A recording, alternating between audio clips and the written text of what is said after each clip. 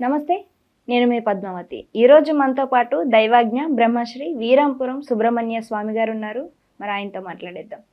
నమస్కారం గురువుగారు. శుభాశీస్సులండి.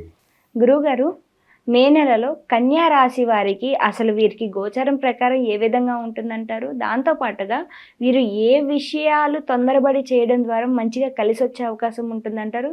మరి ముఖ్యంగా ఎటువంటి పనుల్లో జాగ్రత్త పట్టించాలంటారు? చాలా మంచి విషయం అడిగారు. కన్యా రాశి వారికి ఈ రాశి వారికి కూడా గత కొంతకాలం నుంచి ఒడిదుడుకులు అనేటివి ఉన్నాయి. కానీ ఈ సంవత్సరం ఈ రాశి వారికి యోగకాలం అనే చెప్పాలి.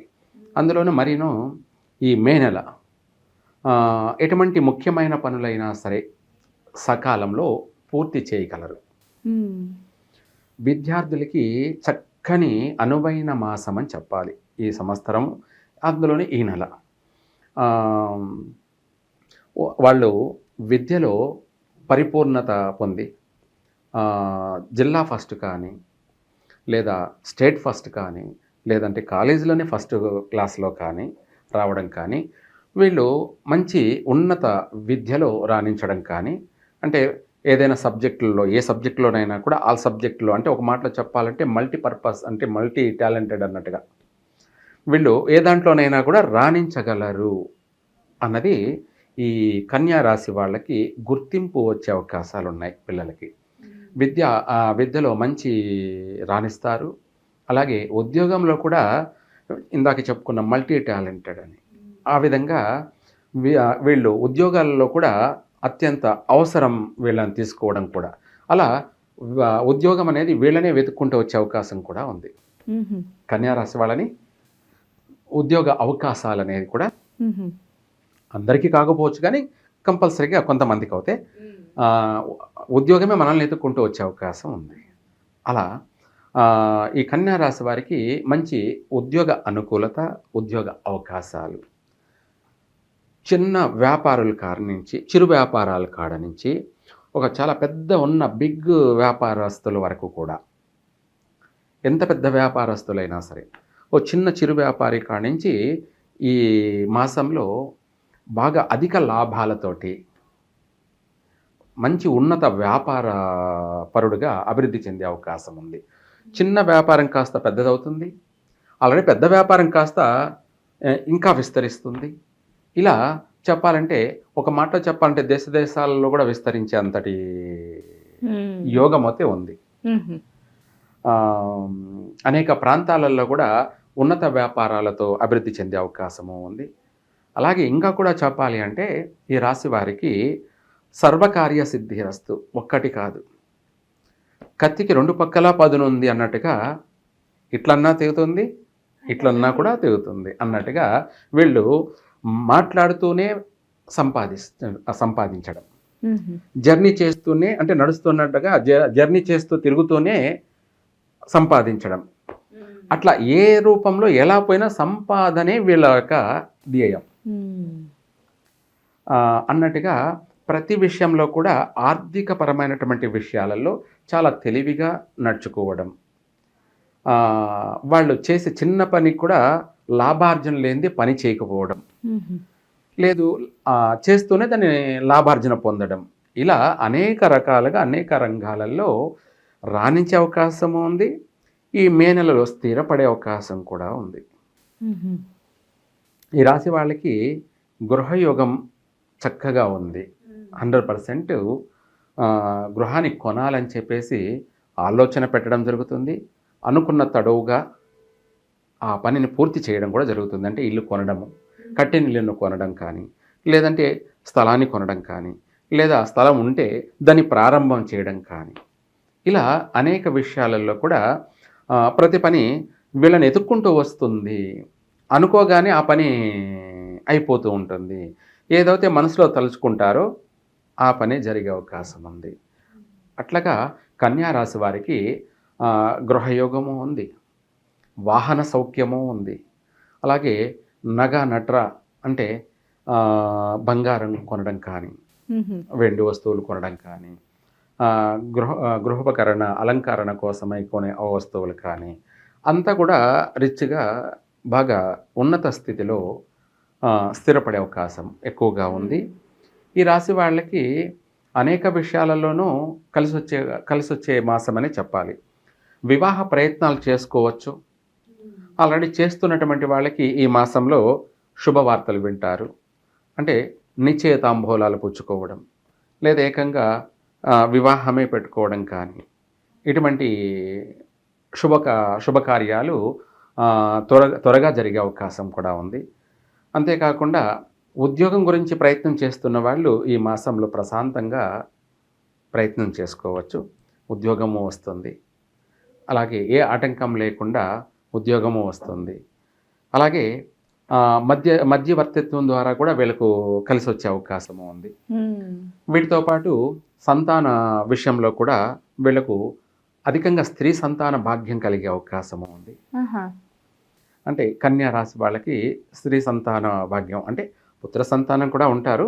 తక్కువ సంఖ్యలో పుత్ర సంతాన ప్రాప్తి కలిగే అవకాశం ఉంది. అధికంగా స్త్రీ సంతానం కలిగే అవకాశం ఉంది కన్యా రాశి వారికి మాత్రమే. అలాగే ఇవే కాకుండా ఆరోగ్య విషయాల్లో కూడా బాగుంటుంది. అంటే దీర్ఘకాలికంగా ఎప్పటి నుంచో బాధపడుతూ వస్తున్నటువంటి ఆరోగ్య సమస్యలతో బాధపడుతున్నటువంటి వాళ్ళు ఈ మాసంలో ఆ ఆరోగ్య సమస్యల నుంచి బయటపడతారు. మే నెలలో ఇంకా కూడా ఆరోగ్యరీత్యా బాగుండడం కోసం ఏదైనా సరే చెప్పాలి అంటే సముద్ర స్నానం కానీ, పుణ్యక్షేత్ర దర్శనం కానీ, ఇందులో ఇంకా ముఖ్యంగా చెప్పాలి అంటే శ్రీశైలం మల్లికార్జున స్వామిని కానీ, లేదు మనం అంత దూరం పోలేము అనుకుంటే ఈ రాశి వాళ్ళు, కన్యా రాశి వాళ్ళు అమ్మవారిని సాయంత్ర సమయంలో గ్రామదేవత, ప్రతి చోట ప్రతి ఏరియాలో గ్రామదేవత ఉంటుంది. ఆ గ్రామదేవత ఎందుకు ఉంటుంది అంటే ఆ గ్రామాన్ని ఆరోగ్యంగాను సంరక్షించే బాధ్యత ఆమెది. ఇదే కాకుండా ఎటువంటి నష్టాలు జరగకుండా కాపాడేటువంటి కర్తవ్యం, బాధ్యత కలిగినటువంటి అమ్మవారు గ్రామదేవత. ఆ గ్రామంలో ఉన్నటువంటి ప్రజలందరినీ కూడా, భక్తులందరినీ కూడా కాపాడే బాధ్యత ఆమెది.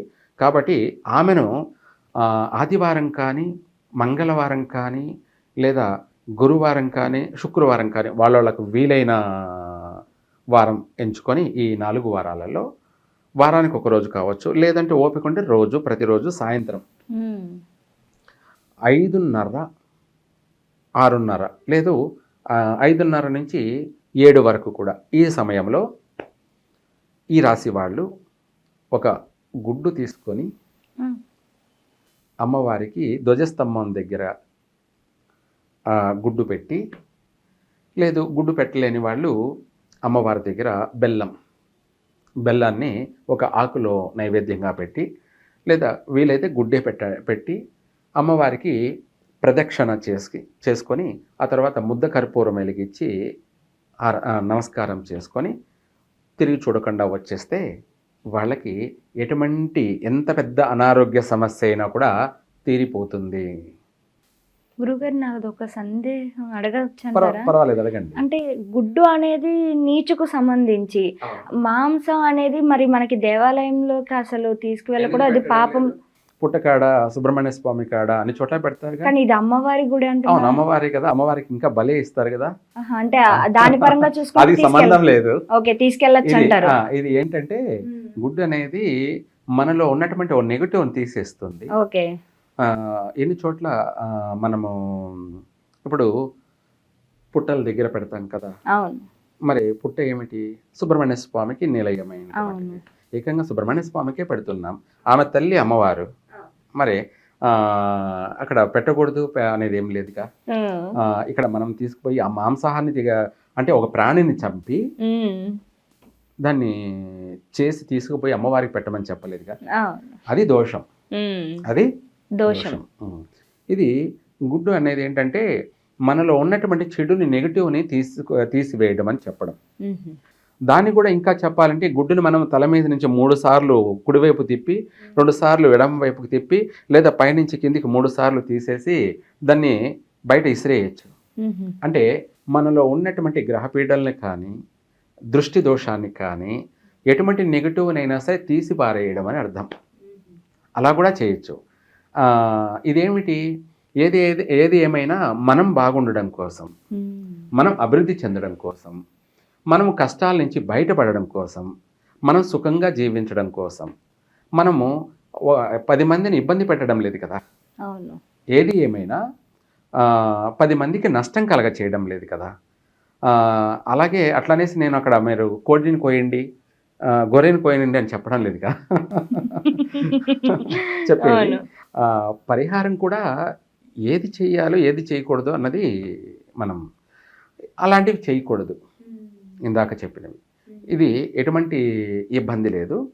మనలో ఉన్నటువంటి చెడును పోగొట్టుకోవడం కోసం, మనలో ఉన్న నెగటివ్ని పోగొట్టడం కోసం చేసే పని మాత్రమే. ఇలా చేసినట్టయితే వీళ్ళకి చాలా బాగా కలిసి వస్తుంది. ఓకే. చాలా చక్కగా వివరించారు గురువుగారు. అయితే కన్యా రాశి వారికి ఏ విధంగా ఉంటుందో పాటుగా, ఈ పరిహారం అనేది కాస్త కొత్తగా ఉన్నప్పటికీ కూడా చాలా చక్కగా వివరించారు. దానికి తగ్గ ఎక్స్‌ప్లనేషన్ కూడా ఇచ్చారు నేను అడిగిన డౌట్‌కి. నిజంగా గురుగారు thank you so much. Survey జన సుఖినో భవంతు.